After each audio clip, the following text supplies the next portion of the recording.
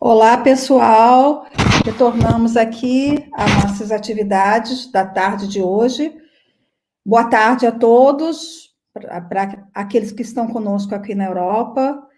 Bom dia, quase boa tarde para aqueles que estão no Brasil, na América do Sul. É um prazer enorme estar aqui novamente com todos vocês. E a nossa programação da tarde de hoje, nós vamos receber agora um convidado muito especial que vai falar para nós sobre o propósito da juventude espírita. Então, gostaria de convidar o nosso querido Júlio Sena para se incorporar às atividades da noite de hoje, da tarde de hoje, né? Bom dia, quase boa tarde, Júlio. É um Bom prazer dia, Cláudia. você aqui conosco. E eu gostaria de dizer para todos os que estão nos acompanhando que Júlio Sena, ele é comunicador, é escritor e criador do projeto Coach Espírita no YouTube, Facebook, Instagram e podcast. É autor também do livro digital chamado Propósito da Vida para Jovens, que nós podemos encontrar no Amazon. Então, na tarde de hoje, nós vamos ter a grande alegria, o imenso prazer de recebê-lo, Júlio, e fique à vontade para iniciar a sua apresentação. Obrigado, Cláudia. Um bom dia, uma boa tarde, na verdade, para vocês que estão aí na Europa. Um bom dia para todo mundo que está nos acompanhando aqui do Brasil e também da América do Sul, em vários países. É uma alegria muito grande participar aqui do primeiro encontro virtual europeu de educadores espíritas. Agradeço a Silvana pelo convite, também a OCS, a TV7, todos os parceiros, o Conselho Espírita Internacional, que nos abre essa oportunidade de falar sobre o propósito da juventude espírita. Como a Cláudia comentou, eu escrevi em 2019, lancei em novembro o livro Propósito de Vida para Jovens. Lá falo muito sobre a busca pelo propósito de vida, aquilo que a gente veio fazer aqui na Terra, ou como que a gente pode lidar com as nossas missões da encarnação. Mas hoje a gente vai falar sobre o propósito da juventude espírita. Então eu vou fazer um convite para você. Você que está acompanhando essa live, você que está acompanhando esse evento, se você conhece alguém, algum jovem, alguma jovem, ou mesmo educadores, educadoras que tratam com a juventude, você pode compartilhar nesse momento para que a pessoa consiga assistir aqui ao vivo, porque daqui a pouquinho teremos perguntas. Sim, perguntas que você vai poder mandar no chat para a gente interagir, para a gente construir esse conhecimento juntos. Então, fica ligado aqui, compartilhe a live para que mais pessoas tenham acesso e para que essa mensagem possa se multiplicar, tá certo? Bom, para a gente começar falando sobre o propósito da juventude espírita, eu vou te fazer agora um outro convite. Esse aqui é um pouquinho melhor, porque é um convite para uma viagem. Você topa entrar comigo nessa viagem? Então vamos lá. São 11 horas da noite e nós estamos em um amplo restaurante. A orquestra ali no canto toca uma sinfonia muito gostosa de ser ouvida. As risadas e as conversas se desenrolam nas mesas que estão ao nosso redor. Nós estamos num espaço muito bonito, muito iluminado. Estamos a bordo de uma viagem em um transatlântico. E nessa viagem, com comida, com conforto, com toda a felicidade que há ali em volta, a gente só espera poder chegar até o nosso destino, sãos e salvos, felizes, para conhecer outros lugares, para nos reencontrarmos com as pessoas que nos esperam. Dentro da área de trabalho, dentro da cabine do capitão, está o capitão Edward Smith. Hoje é o dia 14 de abril de 1912. Nós estamos a bordo do maior e mais seguro transatlântico já construído pelo homem. Estamos a bordo do RMS Titanic, um navio que naquela época, onde nós estamos, em 1912, era considerado inafundável. Toda a prepotência e opulência humana, o orgulho exacerbado, fez com que o próprio capitão Edward Smith e parte da sua tripulação não tomasse medidas para desviar de um perigo iminente, um iceberg que se aproximava de todos nós. E dessa maneira, a bordo do RMS Titanic, às 2:30 da madrugada, 1.500 vidas haviam sido ceifadas. Ali, no Atlântico Norte, o Titanic, o barco inafundável, que tinha a melhor estrutura, a melhor base, estava no fundo do mar. Essa pequena história, essa pequena viagem que nós fazemos nesse início de conversa que temos sobre o propósito da juventude espírita, nos faz refletir sobre quais são as bases, quais são as estruturas atuais do movimento espírita, de um lado, e da sociedade, de outro. São bases e estruturas inafundáveis? Será que a ganância, o orgulho, a opulência humana estão fazendo com que a gente não enxergue os icebergs que estão à nossa frente? Esse é um momento de crise que nós passamos na humanidade, assim como foi naquele dia 14 de abril de 1912, uma crise iminente que se aproximava e uma série de tomadas de decisões que geraram consequências. Nós vivemos, sim, hoje também, em uma crise. E essa crise traz conflitos. A crise também traz novos ciclos. E todos esses conflitos e ciclos são os que nos fazem caminhar para frente. Após o acidente do Titanic, muitas melhorias, muitos avanços na engenharia naval, na construção naval, foram implementadas. Engenharias que trabalharam muito com a segurança, e não só com o conforto, com o tamanho, mas também com a robustez, com uma estrutura mais firme, que pudesse resistir às intempéries da natureza. E assim vem caminhando a humanidade até o século XXI. Onde que a gente entra nisso? Em uma crise como a que nós estamos vivendo hoje, como as que nós vivemos nos últimos milhares de anos, nós podemos dizer que existem 3 tipos de pessoas. E eu vou trazer aqui os 3 tipos de pessoas para vocês. E você vai poder refletir nesse momento qual desses 3 tipos você se encaixa melhor. O primeiro tipo são as pessoas submissas. São aquelas pessoas que, em meio à crise, dizem assim: não há nada que eu possa fazer. Não posso fazer nada. É assim mesmo, deixa do jeito que tá e vamos seguir em frente. Esse é o primeiro tipo, as pessoas submissas. O segundo tipo de pessoas são as reativas. Pessoas reativas são aquelas que dizem assim: eu não posso fazer nada por causa de fulano, por causa de Beltrano, por causa daquela situação, por culpa do governo, por culpa disso, daquilo outro. São as pessoas reativas. Mas ainda há um terceiro tipo de pessoa que lida com crises na vida. São as pessoas resilientes. As pessoas que desenvolveram a resiliência em suas vidas são aquelas que, em meio a uma crise, dizem assim: o que é que eu posso fazer nesta situação? Muitas vezes, isso se transforma em uma ação prática. O que é que eu posso fazer para solucionar esta situação? Mas nem sempre a gente pode solucionar. Então, a pergunta se torna: o que é que eu posso fazer para aprender com essa situação? E dessa maneira, vamos desenvolvendo cada vez mais a resiliência, que é a nossa capacidade de voltar ao nosso estado normal depois de passar por uma crise. Uma crise pode nos derrubar. Se você tem resiliência, você retorna para o seu estado normal.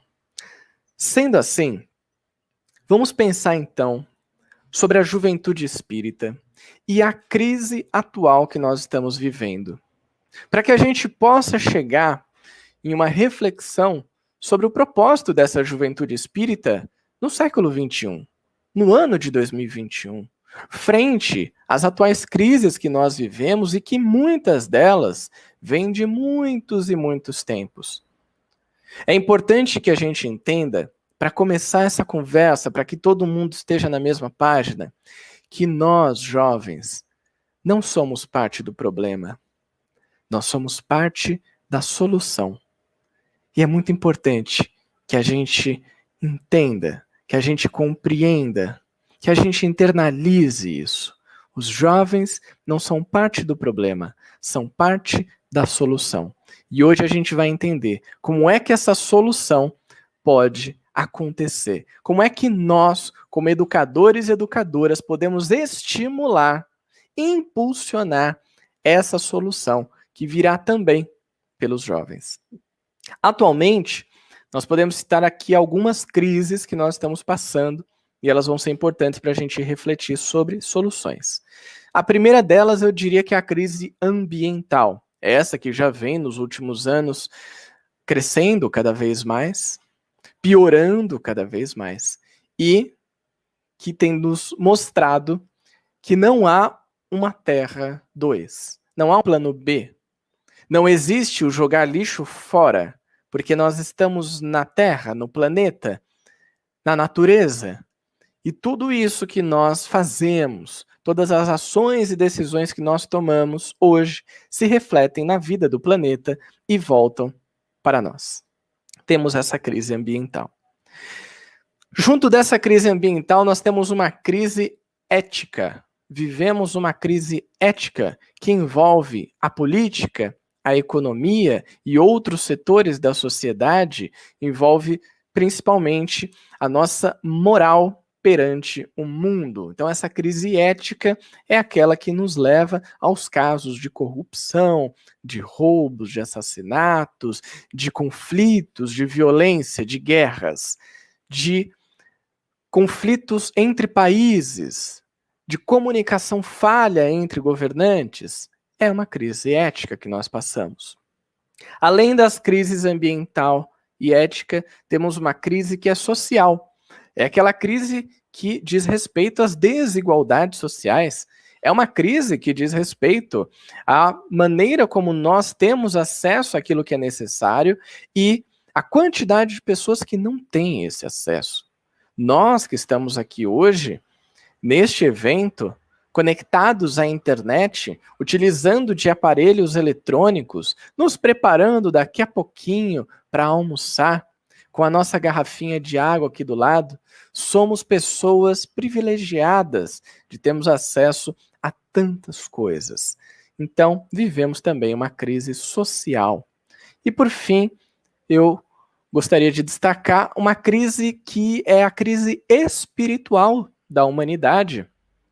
Aquela crise que nos afasta de Deus.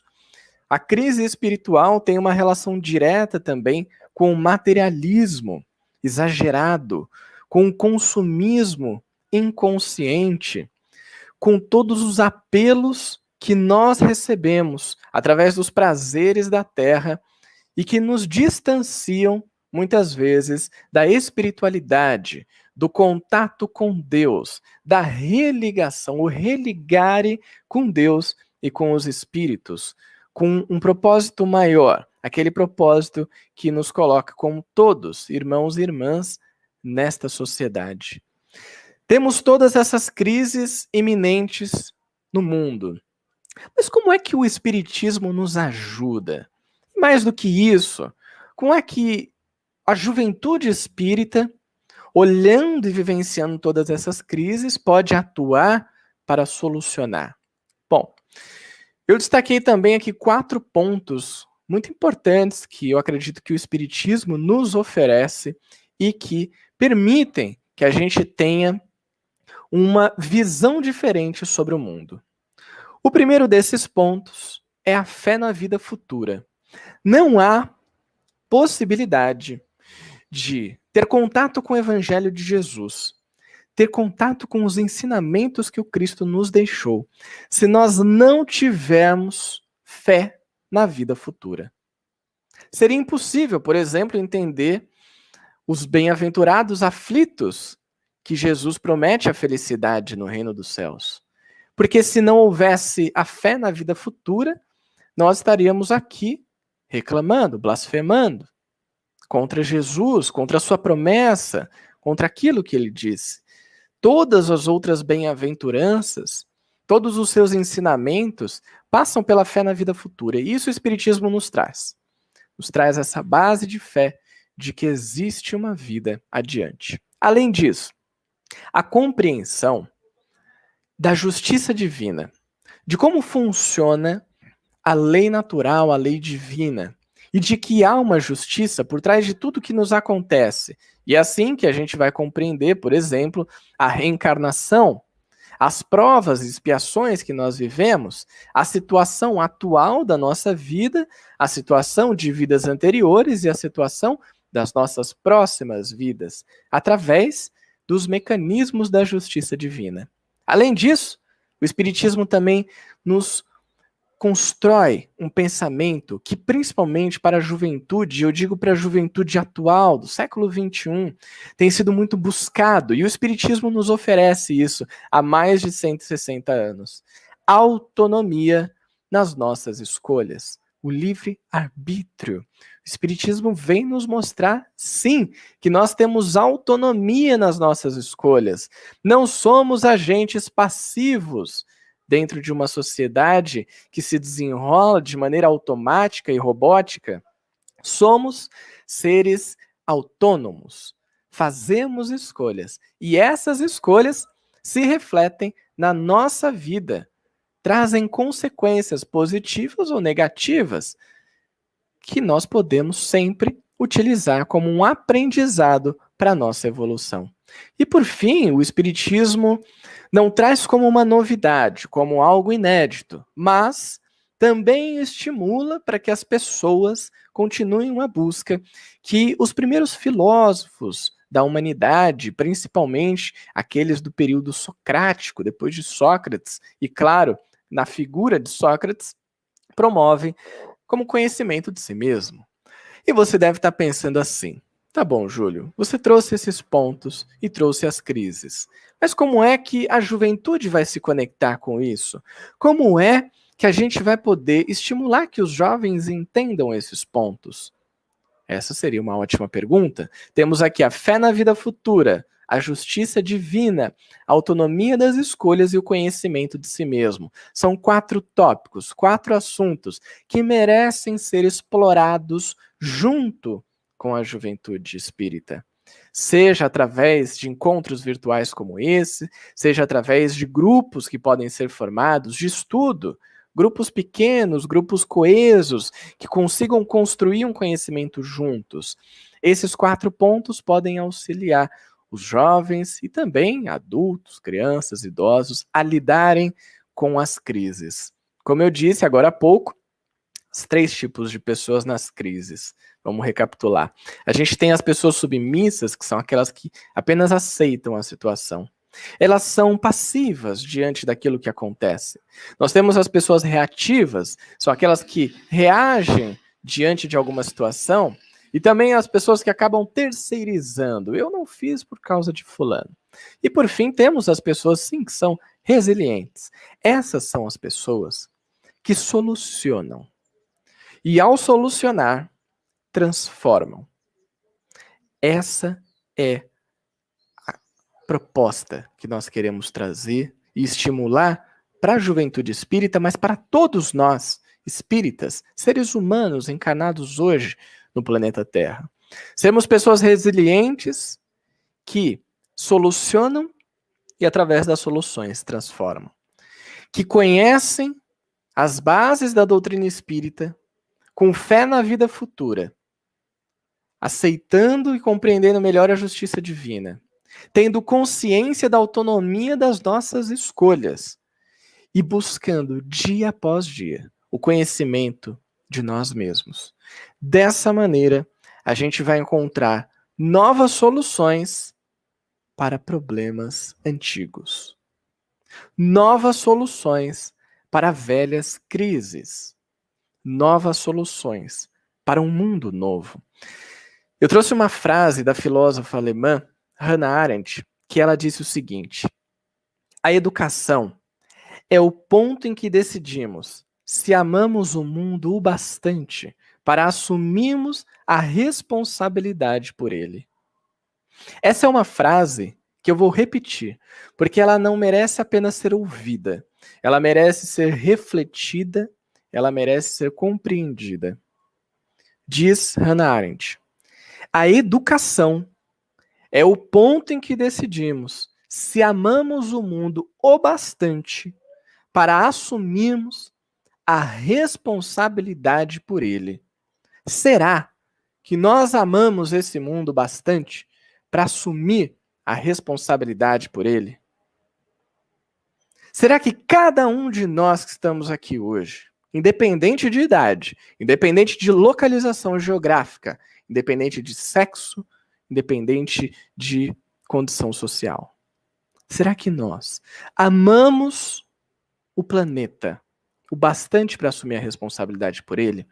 E eu frisei a palavra educação, porque nós estamos no primeiro encontro virtual europeu de educadores espíritas. E eu sei que muitas das pessoas que estão aqui nos acompanhando são pessoas que têm contato com a infância ou com a juventude. São pessoas que têm contato com o futuro da humanidade. E talvez você não tenha pensado nisso, ou dessa maneira sobre o seu trabalho, que é muito importante, você educador, você educadora que está aqui com a gente nesse evento. Você trabalha com o futuro da humanidade. Não sei se eu coloquei mais pressão, ou eu te dei um propósito maior, um amor maior pelo que você faz. Mas essa é a realidade. E de que maneira, e muitos desses educadores, evangelizadores, dirigentes de mocidades espíritas trocam perguntas e questionamentos e debates, e eu recebo mensagens também, principalmente no Instagram, Coaching Espírita, de pessoas me perguntando: Júlio, como é que a gente pode estimular a juventude espírita? Como que a gente motiva essa galera para estar engajada nos trabalhos, para que participem mais, para que não se afastem do espiritismo? Eu diria que essa é a pergunta de R$1 milhão, ou de libras, ou de euros, dependendo de onde você estiver, mas é uma pergunta bastante complexa e profunda. O que eu trago aqui não é uma resposta definitiva, não é uma resposta que tem como pretensão ser a certa ou o único caminho a ser seguido, mas uma resposta que eu trago de uma vivência junto com as mocidades espíritas, do contato com outras pessoas que também estão pensando sobre a mesma questão e da experiência própria junto aos grupos em que eu já estive trabalhando. E nós percebemos algumas coisas. Trouxe aqui também 4 pontos. Vocês perceberam que eu gosto de fazer uma listinha, né? É 3, é 4, é 2, aqui é para facilitar o entendimento. Porque eu sei que tem gente que está aí anotando bonitinho, então dá para colocar ali em tópicos. 1, 2, 3, 4.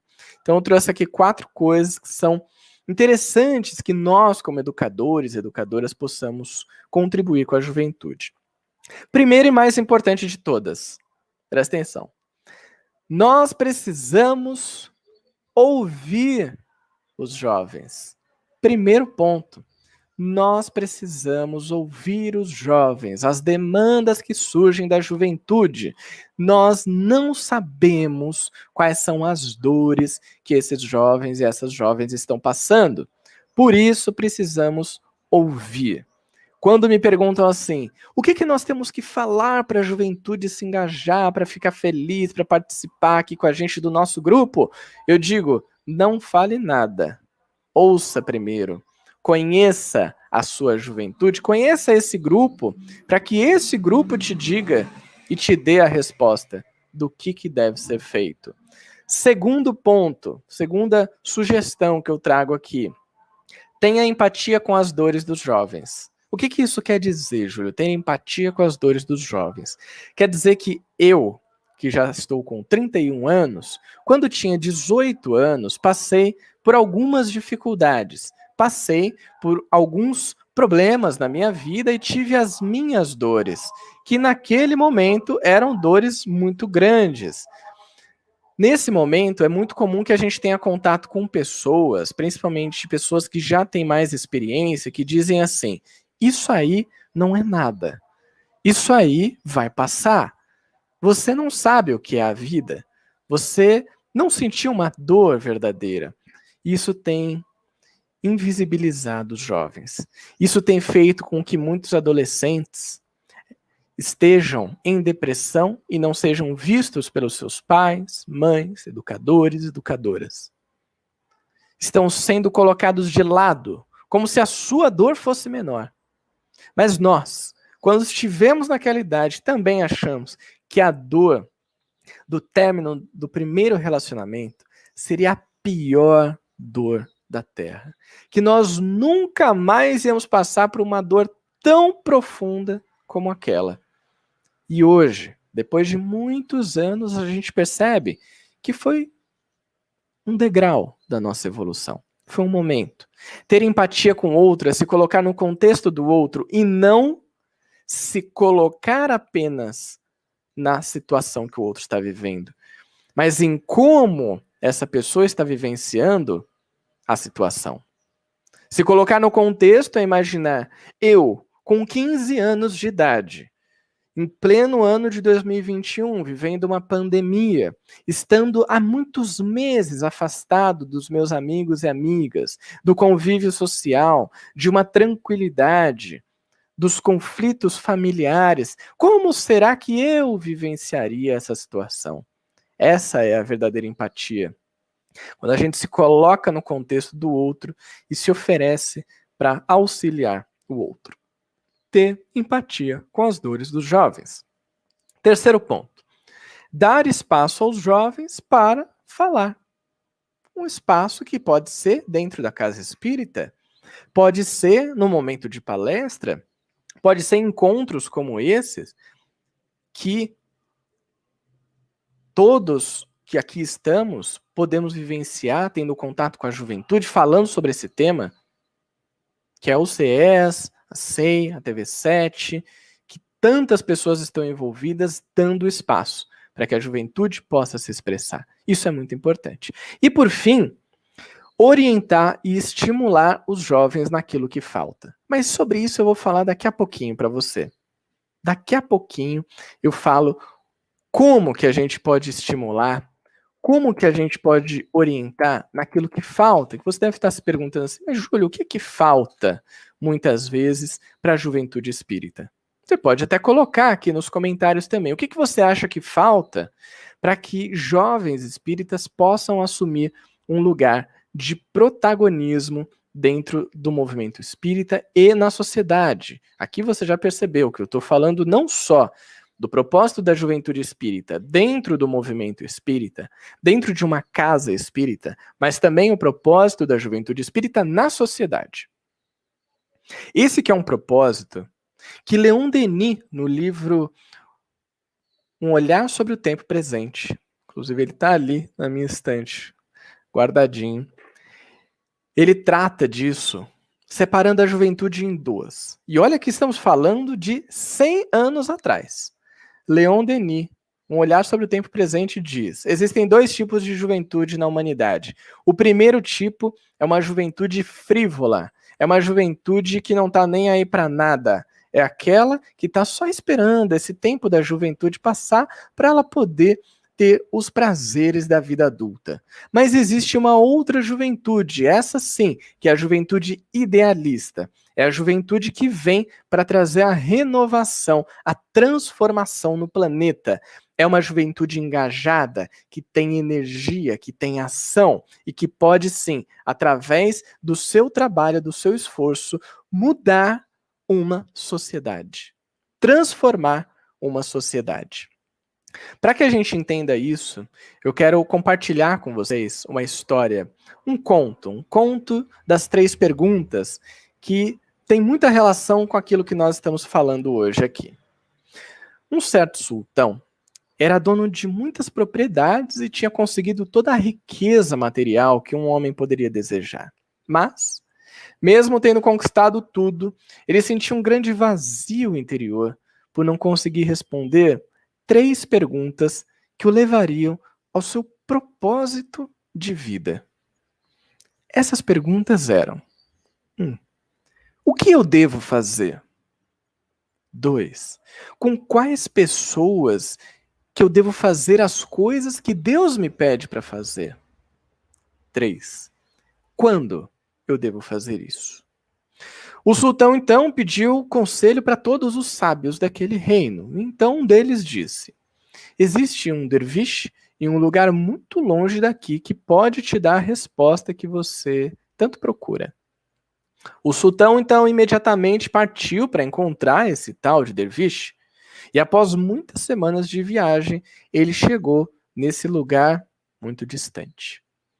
O derviche estava cultivando a sua própria terra, e ele era um homem simples, estava ali recitando algo que dizia mais ou menos assim: existe um trabalho a ser feito que está além do conhecimento. Perceba isso e vá. Não trabalhe para obter joias, seja a mina. O coração é uma morada temporária, deixe-o e venha. A alma é a morada final, perceba isso e vá. O sultão, contudo, não estava interessado em poema, em recitação. Imediatamente, ele fez as 3 perguntas ao derviche, mas esse não respondeu e continuou seu trabalho e a sua recitação. O sultão ficou muito irritado e disse: você não sabe quem eu sou? Eu sou o sultão dos sultões. Mas isso não causou a menor impressão para o derviche, que continuou fazendo suas tarefas. Nesse meio tempo, um homem gravemente ferido apareceu de repente e caiu no chão na frente do derviche. Ele então disse ao sultão: ajude-me a levantar esse homem e levar para minha casa. O sultão respondeu: eu vou ajudá-lo, mas você vai ter que responder as minhas perguntas depois. Mais tarde, disse o derviche, e juntos eles levaram o homem ferido para dentro de casa, onde ele foi cuidado. Depois de algum tempo, o sultão disse: agora eu gostaria de receber as respostas às minhas perguntas. Você pode voltar para o seu palácio, disse o derviche, porque você já recebeu as respostas às suas perguntas. Quanto ao que fazer, você deve fazer aquilo que vem até você, o que se apresenta em seu caminho. Quanto ao com quem você deve fazê-lo, a resposta é: com aqueles que estão presentes. E quanto ao quando fazê-lo, você deve fazê-lo no momento em que acontecer. E a reflexão que fica para nós é o quanto nós temos escutado as respostas que aparecem no nosso caminho. Quando a gente pensa no que fazer dentro desse contexto de propósito da juventude espírita, nós podemos pensar sobre a aplicação dos aprendizados espíritas no mundo. Como é que a gente sai daquelas 4 paredes do centro espírita, da mocidade espírita, ou mesmo dos encontros virtuais, e levamos esses aprendizados para o mundo? Mas para isso, a gente precisa conhecer a base. A gente precisa conhecer a história do espiritismo. O espiritismo como Kardec e aqueles que estiverem ao seu lado nos deixaram. E que ainda há muito a ser estudado, há muito a ser compreendido. Isso é fundamental, que a gente possa estimular a juventude também a conhecer essas bases da doutrina espírita. Quanto ao com quem fazer, eu diria para vocês, com crianças, mas também com jovens, com adultos, mas também com idosos. Sem rivalidades, sem exclusivismo, sem conflito geracional, com um pensamento do tipo: só eu, que já tenho 70 anos de espiritismo, posso resolver? Da mesma forma, e eu digo isso muito aos jovens também, quando faço os encontros com a juventude, não somos nós a solução. Como eu falei no início do nosso papo de hoje, Nós jovens não somos parte do problema, somos parte da solução. Somos parte da solução. Vamos contribuir com a parte que nos cabe dentro do processo de regeneração do planeta. Nada além disso. Sem exclusivismo. Não somos super-heróis. Somos todos trabalhadores da regeneração. Todos. Todos estamos aqui. Para poder oferecer para o mundo aquilo que nós temos de melhor. E uma das questões do Livro dos Espíritos que trata disso, que eu gosto muito, que é a 573, Kardec pergunta qual que é a missão dos espíritos encarnados. E ali fica perfeito estipulado qual seria essa missão. Instruir os homens, instruir a humanidade, ou seja, estamos falando de educação. Lembra da frase da Hannah Arendt? Estamos no evento de educadores, estamos falando de educação mais uma vez. Fazê-los avançar, fazer essa humanidade avançar. E melhorar suas instituições, seus grupos sociais. No final dessa questão, tem a parte, para mim, que é a principal delas. Todos nós que estamos encarnados no planeta Terra hoje, temos uma missão. Se você não sabia disso ainda, agora você sabe. Todos temos uma missão. Sabe por quê? Os espíritos são categóricos. Porque todos podemos ser úteis de alguma forma. E é dessa maneira, com crianças, jovens, adultos e idosos, que juntos a gente vai poder transformar o mundo. E a última questão, baseada nessa história do sultão, do derviche, é: quando nós devemos fazer isso? Aqui só cabe uma resposta. E você deve estar pensando nesse momento. Você que está aí em casa nos acompanhando. Agora. Agora é que nós devemos fazer isso. O momento nos chama para essa ação. O mundo nos convida para exemplificar aquilo que nós aprendemos, para colocar em prática o que a doutrina espírita colocou no nosso coração, para colocar em prática o esforço dos espíritos, o esforço de Kardec e de todas as pessoas que vieram ao longo da história do espiritismo, trazendo a doutrina até o século XXI, para que hoje, dia 23 de janeiro de 2021, a gente pudesse fazer o primeiro encontro virtual europeu de educadores espíritas. Foi graças a todo mundo que veio antes. E nós somos os construtores daquilo que virá adiante. De certa forma, essa chamada para a ação pode nos trazer um sentimento de medo. Pode trazer uma certa angústia. Pode trazer ansiedade, uma inquietação, uma autocobrança excessiva. Mas eu digo para vocês, nós não estamos sozinhos nessa. Nós estamos juntos com um timaço, uma seleção da regeneração, que tem como capitão Jesus. Vocês acham que qualquer outro time que jogue contra o nosso vai ganhar? Mas a gente não vai nem empatar. Pode estar ganhando nesse momento, mas a gente vira o jogo. Porque a gente está no time do mestre. Não estamos sozinhos. E nós, como educadores e educadoras, podemos levar à juventude espírita esse otimismo, essa alegria de sermos servidores do Cristo, de sermos trabalhadores da regeneração, de sermos construtores de uma nova era da humanidade. Uma era que traz o progresso moral a todos nós.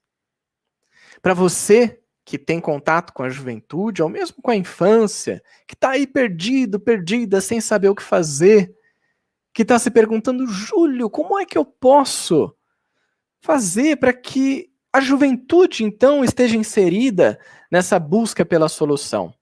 Eu vou dar aqui mais uma dica para vocês. Essa é dica prática. Essa é dica prática. Você quer inserir juventude e até infância, porque as crianças têm muita criatividade para solucionar problemas. Faça esse exercício. Muito simples. Se você estiver no ambiente presencial, quando nós pudermos nos reunir, você pode fazer numa lousa, senão você pode fazer no ambiente virtual também, com todo mundo respondendo. Junta essa galera aí, bota uma musiquinha para soltar o povo, pra galera já sentir no clima bacana, troca uma ideia e aí você começa o exercício que é simples. O exercício é simples. Primeiro, que bom. Que bom. Você vai falar assim pro pessoal, gente, vamos anotar aqui no que bom tudo aquilo que a gente está curtindo do mundo. Se você quiser buscar uma solução para algum problema do mundo.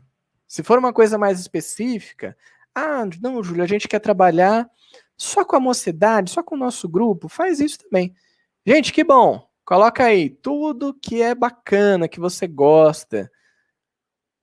Deixa a galera escrever e depois deixa a galera falar. Deixa falar, não corta. Não corta, não fica tentando comentar a todo momento. Deixa a galera falar, certo? Primeiro ponto, que bom. Segundo ponto, que mal. Que mal. Gente, vamos lá. Conta aqui. Que mal. Quais são as coisas que vocês não estão gostando? Que vocês acham que não foram positivas? Quais são aqueles pontos negativos aqui do nosso grupo, ou do mundo, ou de qualquer situação que você queira usar? Esse exercício funciona para tudo, para qualquer situação. Que mal. E deixa eles falarem. Certo? Deixa eles falarem. Não fica tentando justificar. Eu sei que dá aquela coceira. A pessoa fala, eu não gosto desse estudo que foi dado tal dia. Ou, eu não acho que seja certo aquilo. E a gente já vem até aqui assim de, não, mas espera aí, não é bem assim. A gente já quer justificar. Quer dar desculpa. Deixa a galera falar. Deixa falar, gente. Último ponto, mais importante de todos. Atenção aqui. Que tal? Que tal? Gente, pega esses pontos que vocês falaram do que mal e vamos pensar em soluções para eles? Que tal? Que tal se a gente fizer dessa maneira? Que tal se o estudo for feito desse jeito? Que tal se a ação social do Centro Espírita fizer deste formato? Que tal se nós nos juntarmos para uma campanha de conscientização sobre determinado assunto? Que tal? E deixa eles falarem. A solução está ali. É claro que nós, como mediadores, vamos poder contribuir, mas o estímulo para que a solução venha daquele grupo é o que faz com que a união daquelas ideias chegue em algum projeto, chegue em uma mudança, chegue em uma transformação. É claro que para isso a gente precisa de se desapegar do nosso orgulho, da nossa vaidade como educadores, nossa vaidade como dirigentes. E eu digo isso porque eu passei por isso. Como dirigente, como educador, como expositor, eu achava que a solução estava apenas comigo, que eu tinha a resposta para os grandes problemas que a gente estava passando. Mas não tinha. Porque a resposta dos problemas que resolveram o que a gente estava passando não vieram de mim, graças a Deus. E esse foi um grande aprendizado. Vieram do grupo. Vieram das pessoas que estavam vivenciando aquilo. Que bom. Que mal. Que tal? Uma dica prática, fácil, para que a gente possa estimular a juventude. E como eu falei anteriormente, sobre a orientação da juventude naquilo que falta, um outro ponto que eu ouço muitas pessoas dizerem é assim, Júlio, sabe por que a gente não dá espaço aqui para a juventude? Eu vou te explicar, tem uma explicação, não é assim também. É porque falta responsabilidade nesse povo. Falta conhecimento ainda. Falta experiência. Falta compromisso. Sabe o que eu respondo? Falta responsabilidade? Dê responsabilidade para eles. Falta experiência? Permita que eles possam experienciar uma situação. Falta compromisso? Ofereça um compromisso para esse grupo. E estimule. o conhecimento que ainda falta neles e que certamente vai ser adquirido, porque conhecimento é algo permanente, infinito, tem muita coisa para a gente aprender e quanto mais a gente aprende, mais a gente percebe que não sabe de nada. E eu faço uma analogia com a natação. Você pensa, mas a natação? Que loucura é essa, Júlio?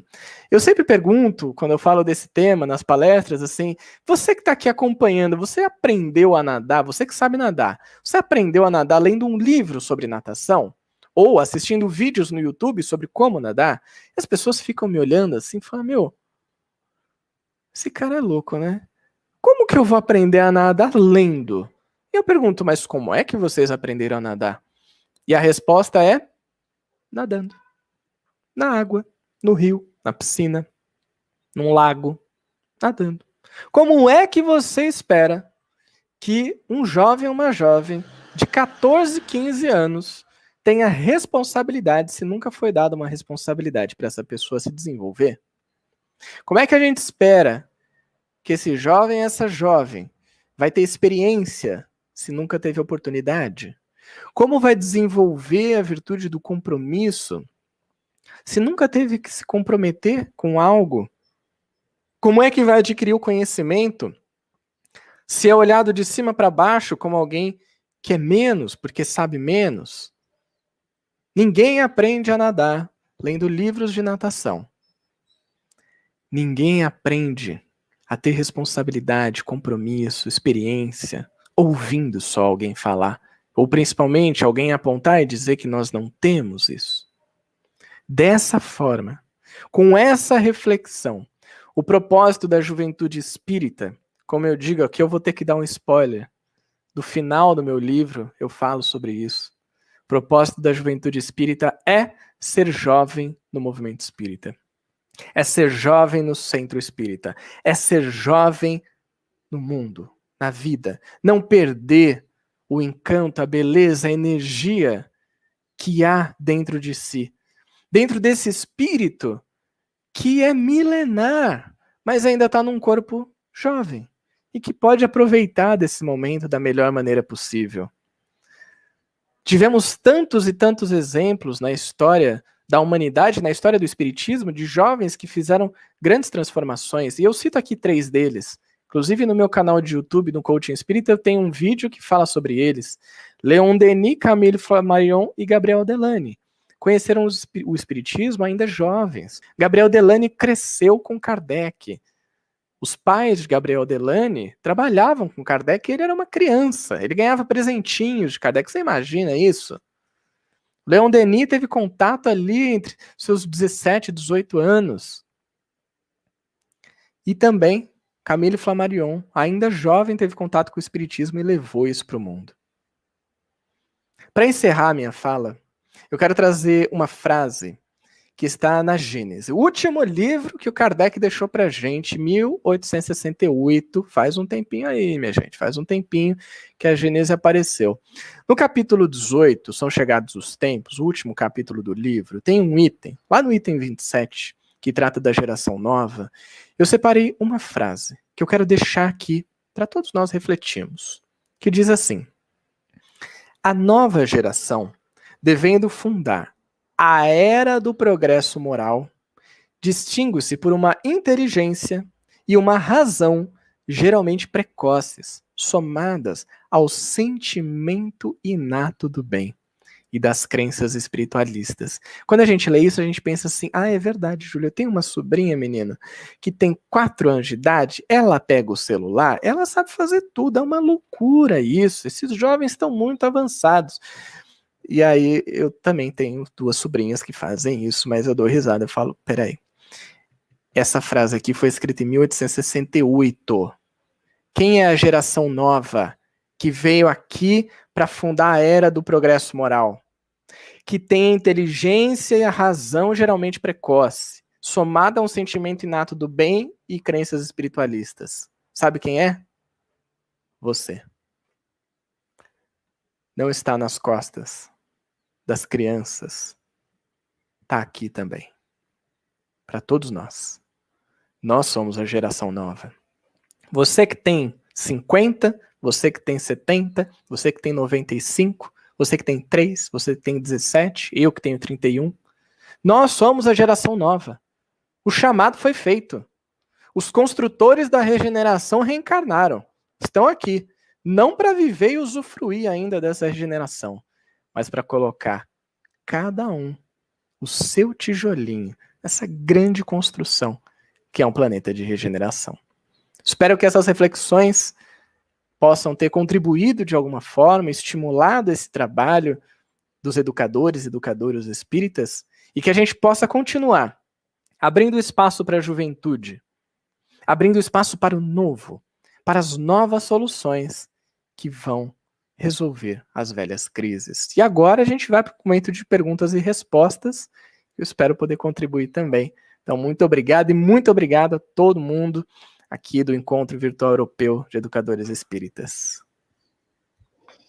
Bom, obrigada a você, Júlio, por essa maravilhosa explanação. Eu acho que todos nós estamos precisando de um coach como você. Eu acho que todos nós, era o coach que necessitávamos em relação a esse trabalho com a juventude. Foi muito esclarecedora, muito simples a sua colocação, mas que traz um aprendizado profundo. Acho que todos nós aproveitamos muito as suas colocações. Você nos trouxe pontos importantes para a reflexão íntima de cada uma, né? Para uma avaliação íntima de cada uma, como estamos realizando o nosso trabalho, como podemos melhorar o nosso trabalho, como estamos na nossa vida diária, né, na nossa convivência diária. Então, o conto que você também nos trouxe das 3 perguntas foi muito esclarecedor, eu acho que tocou cada um de nós, são 3 perguntas que precisamos fazer, né, principalmente nesse grande momento que estamos atravessando de transição através da pandemia, então precisamos parar e refletir sobre algumas coisas importantes para esse momento, né, para o nosso despertar. Então, eu acho que antes de falar, de ter essa preocupação de como lidar com os jovens, né, como conhecer os jovens, como desenvolver um trabalho para eles, nós precisamos dessas 3 perguntas para cada um de nós, para depois partir para uma parte, né, para levar isso externamente, para que chegue isso através da doutrina espírita para os jovens. Então, nós temos aqui vários comentários, tá? Temos algumas perguntas. A Márcia Maciel, ela pergunta a você: diante do momento pelo qual o mundo inteiro passa, a pandemia, como ter uma boa visão da vida futura? Ótima pergunta da Márcia, obrigado, viu, Márcia? Um grande abraço para você. Como ter uma ótima visão da vida futura? Eu acho que essa pergunta, ela vai nos remeter justamente ao ponto da fé na vida futura. E além da fé, é a gente entender que a proposta que o Espiritismo vem nos trazer é de uma fé raciocinada. A fé raciocinada é aquela que não acredita simplesmente por acreditar. É aquela que busca conhecimento para solidificar a base da sua fé. Então a fé ela se torna raciocinada quando ela tem um conhecimento envolvido. E onde está esse conhecimento que pode nos fazer ver uma situação como essa sendo uma situação que a gente pode tirar algum proveito, que a gente pode ter uma visão mais positiva? Eu vejo que isso está muito no Evangelho. O Evangelho segundo o Espiritismo, sem dúvida, ele traz o Consolador prometido, né, o Cristo Consolador para todos nós, mas eu gosto muito, particularmente, das leis divinas. As leis divinas é uma lei natural, uma lei divina, ela é imutável e ela é perfeita, porque ela foi feita, foi criada por Deus. Deus sendo soberanamente justo e bom, perfeito, não teria como fazer leis que tenham ali alguma falha, alguma brecha. Nessas leis a gente encontra, por exemplo, a lei de destruição. Talvez uma das que, acho que no início da pandemia, em 2020, foi das mais estudadas, porque todo mundo, a lei de destruição, o mundo sendo destruído e tal. E qual que era o recado que a gente encontrava ali? eu vou trazer aqui, vou dar uma contextualizada, né? O recado era, para vocês, isso é destruição. Para a gente é progresso. Que é isso. Deus vai se utilizar de mecanismos para que faça avançar uma sociedade ou a humanidade, o que levaria muitos anos, vai levar menos tempo. Então é lei divina. Se está faltando a fé na vida futura, o conhecimento das leis divinas, ao meu ver, pode ajudar bastante nisso. E o Evangelho traz o consolo para a gente de que no futuro nós haveremos de ter as consolações que também o Cristo nos deixou. Obrigada. É tirar ensinamentos de todas as lições, né? Porque, Exato. às vezes, eu acho que nós necessitamos daquela ferramenta pedagógica que muitos chamam de castigo, né, de punição, mas, na verdade, é uma ferramenta pedagógica para que a gente pare e analise a situação e possa reparar, consertar o caminho, né? Temos uma outra Exatamente. pergunta aqui, de Marília França de Souza Santos, que ela nos diz: e o que fazemos quando o jovem diz que a doutrina não o responde mais? Que está comparando a resposta do Livro dos Espíritos com informações comprovadas pelas ciências. Ótima pergunta da Marília. E eu quero trazer aqui 2 pontos interessantes sobre a pergunta dela. O primeiro é o jovem que está comparando o Livro dos Espíritos com a ciência. Gente, que maravilhoso isso, que lindo. Sabe por quê? Sabe quem faria isso? Com certeza, se não tivesse tido contato com o Espiritismo antes, Allan Kardec. Allan Kardec fez isso. Ele teve contato com o Espiritismo e durante todo o seu trabalho ele foi comparando. Só que tem um porém com relação ao Espiritismo e à ciência atual. É que Kardec, no século XIX, teve contato com uma ciência que era diferente da ciência que nós temos hoje. Então, a ciência, naquela época, existiam ciências filosóficas, por exemplo, ciências que tratavam da moral. Aí sim, você tem uma comparação com aquilo que veio da filosofia espiritualista, do espiritualismo antes de Kardec, que se tornou a base do espiritismo, para compreender a chegada do espiritismo em um momento tão importante da história da humanidade, que foi o iluminismo, as ideias que vinham surgindo, o crescimento da ciência. Então o espiritismo vem no momento exato para oferecer esse conhecimento. Só que tem ainda uma outra questão sobre isso.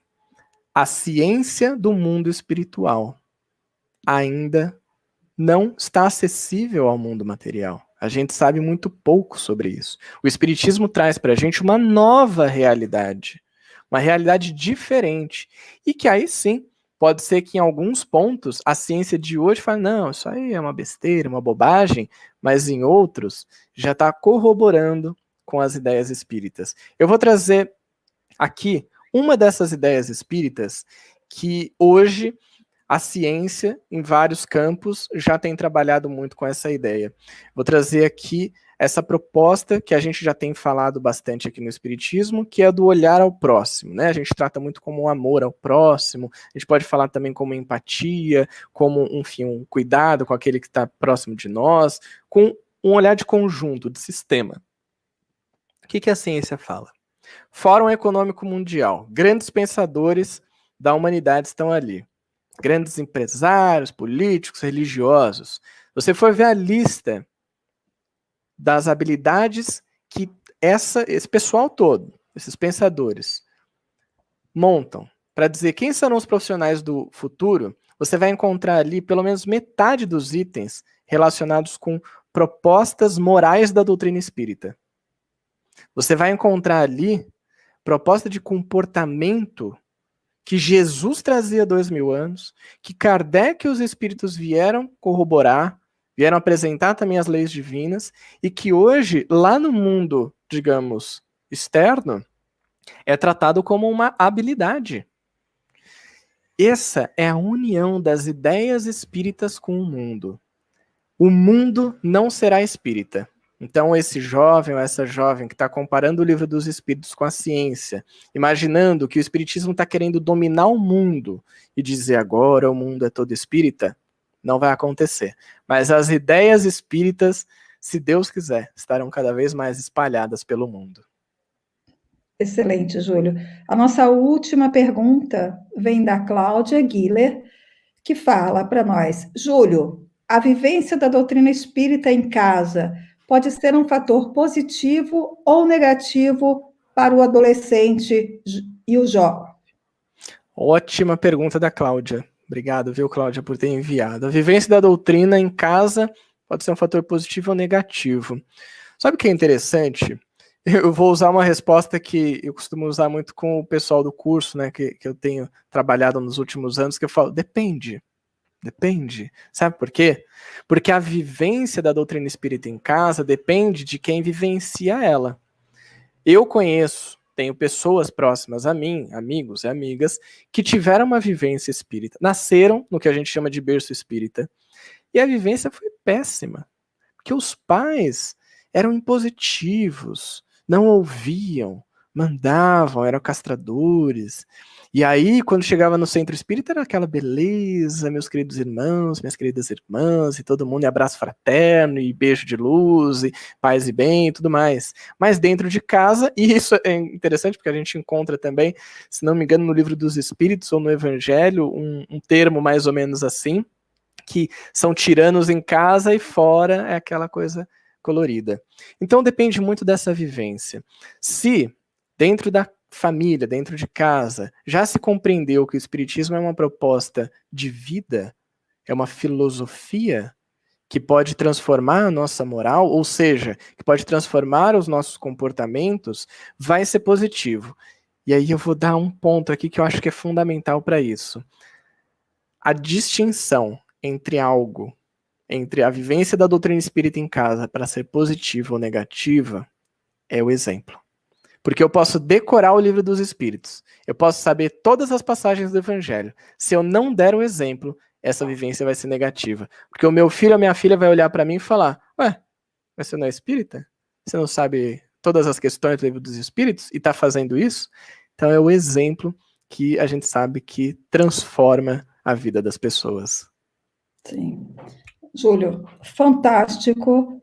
E essa sua colocação, as suas respostas, inclusive quando você estava falando agora na última questão, eu lembrei de um caso pessoal meu mesmo, que numa determinada situação eu tive uma atitude e uma das minhas filhas, que adolescentes na época, né, que já são adultas hoje, virou para mim e falou para mim: não é isso que você aprende no Evangelho no lar. Olha só. Então, um caso real. Ela falou com todas as letras e eu me dei conta que realmente a minha conduta não estava inadequada, né? Então, Júlia, eu gostaria de agradecer em nome de toda a equipe, em nome de todos os envolvidos nesse projeto, né, nesse evento. Foi uma alegria poder estar com você, agora de uma maneira mais pessoal, conhecer o seu trabalho, e realmente você está de parabéns pelo trabalho que você realiza no YouTube, no Instagram, nas redes sociais, e espero contar com você, acho que todas nós esperamos contar com você para os nossos próximos eventos. Com certeza, Cláudia, muito obrigado a você, a Silvana, a Urânia, que estão aqui nos acompanhando, todos os trabalhadores também, todo mundo que, de certa forma, nos possibilitou que a gente estivesse aqui. Foi um prazer enorme. Eu estava acompanhando o evento aqui no início, já fui aprendendo algumas coisas muito boas. Desejo muito sucesso, muita paz e muito trabalho para todos nós, porque tem muito trabalho para a gente fazer. Obrigado, Cláudia. Um grande abraço a todos. Obrigada a você, Júlio, mais uma vez. E até a próxima. Até. Agora nós vamos chamar a Urânia, né? A Urânia